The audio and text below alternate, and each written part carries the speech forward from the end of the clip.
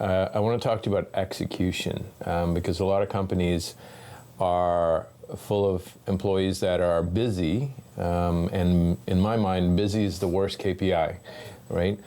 How do you define flawless execution, and what are the things you look for in people working on the right things to move the company forward? Yeah, to me that starts with leadership that holds that is accountable to themselves, leadership that's accountable to their teams, and then leadership that's accountable to their customers and their shareholders.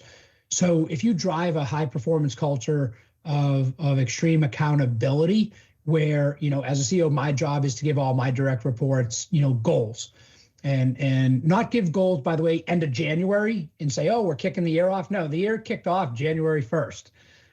Giving them to them beginning of December, so they have the month of December to take those goals and roll them to their team below that, so that when you kick off the year, everybody in the company has their goals, but an individual contributor has goals, and they understand how their goals go up to their managers and go up and meet the overall company's goals.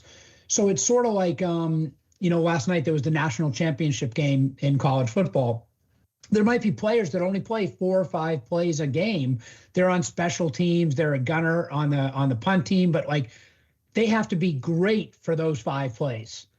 And they know that if they're great for those 5 plays, they did their part to help win the game. So I think as a company, you got to do the same thing. Every person has to know what their role is, how it fits into your company strategy, and that if they do their role, and if everyone does their role, kind of given the Belichick, do your job, if everyone does their job, that you are going to win. And I know that sounds really simple, but it is that simple.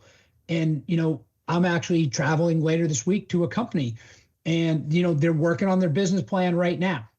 They're working on their financial plan right now. So not only do they not have goals, they don't have their financial plan yet. And I'm not picking on them, but it's like, well, that's going to be really tough for your employees to know what you're expecting of them this year when it's coming up on the end of January and you don't have a plan yet.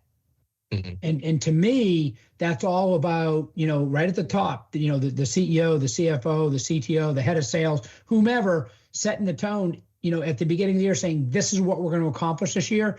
And here's how your 5 plays, here's how your role fits into that master plan.